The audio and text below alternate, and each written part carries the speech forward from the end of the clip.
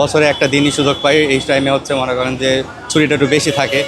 বছরে একটা দিনই আমরা পাই যে পরিবারের সাথে আমরা আনন্দ করতে পারি। এই যে ঢাকা থেকে কিন্তু আনন্দটা পাওয়া যায় না, পরিবারের সাথে একসাথে থাকা দেখা এগুলোই হচ্ছে মানে বেশ আনন্দ। তবে ঢাকা থেকে যাওয়াটা বেশ কষ্টকর, এখন যেমন এই যে বাসের টিকিট পাচ্ছে না, সিট পাচ্ছে না, ভাঙতে ভাঙতে যাওয়া, তারপর এই কষ্টটা কিছু মনে হয় না যখন আমরা দেশে ফিরে যাই, সবার সাথে দেখা হয়। এটা খুবই ভালো লাগে, কারণ সকালবেলায় নামাজ টামাজ পড়ে এসে যখন ফ্যামিলির সাথে একসাথে খাওয়া দাওয়া করি, এটা খুবই ভালো লাগে, খুবই আনন্দদায়ক। এটাই হচ্ছে জীবনের সফলতা। কারণ আমরা বছর শেষে এই ঈদের জন্যই খুশির আনন্দ উপভোগ করার জন্য আত্মীয় স্বজনের কাছে যাই। আসলে আমাদের অনেক কষ্ট হয়, কিন্তু যখন আমরা বাড়ি যাই এই কষ্টটা যেন বাড়ি গেলেই বিলীন হয়ে যায়। এটাই হচ্ছে ঈদ। এই অনুভূতিটা আসলে যখন আমরা বের হই ঢাকা থেকে, তখন থেকেই যেন শুরু হয়ে যায়। যেমন এখন আমি বলতেছিলাম যে বাড়িতে সবাই অপেক্ষা আছে, আমরা কখন যাব, কখন পৌঁছাবো, কখন ইফতার করবো। যে এই যে একটা অনুভূতি, এটা আসলে ভাষায় প্রকাশ করার মতো না।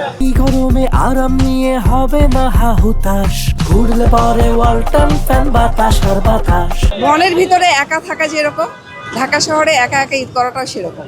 এটা আসলে বলা যায় না। আর তখন তীর্থের কাকের মতো মনে হয় কেউ হয়তো আত্মীয় স্বজন কাছে আসবে, আসলে তখন কেউ থাকে না।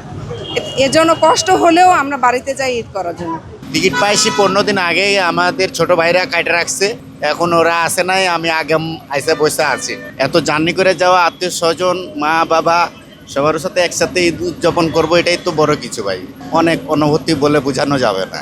তারপরে বন্ধু বান্ধব আছে, সবাই আত্মীয় স্বজন আছে, সবার সাথে তো মিল মহব্বত আনন্দ ফুর্তি তো হবেই। একসাথে কাঁধ মিলিয়ে নামাজে যাব, নামাজ পরে আবার আসে, আনন্দ ভাগাভাগি সারাদিন চলবে আমাদের। পরিবারের জন্য ফ্যামিলি আমার ঢাকায় নিয়ে থাকি, 8 দিন আগে ফ্যামিলি পাঠাই দিছিস, তখনই আপনার সব কিছু কেনাকাটা পাঠাই দিছি করে। আমরা আর কি বাড়িতে যাইতেছি, আর কি নিয়ত ছিল কি সবাই একসাথে ঈদ করব বাড়িতে, যে তাহলে মজা হবে আলাদা একটা।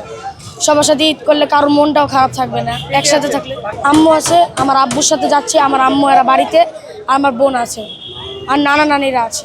আমার মাদ্রাসার কিছু পড়া আছে, সেইগুলো পড়বো দৈনিক। তারপরে নামাজ কালাম পড়তে হবে, তারপরে ঈদ করবো, সবাই মজাও করবো, সাথে সাথে অন্য অন্য সবার সাথে খেলাধুলা সব কিছু।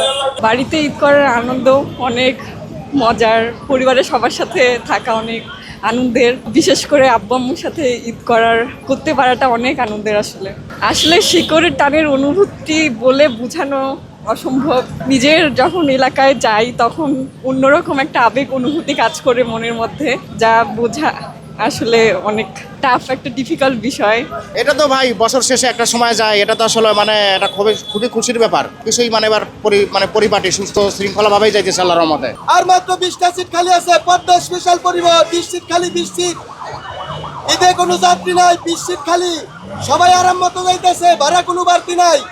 চালু করেন, 20 সিট খালি, 20 সিট খালি।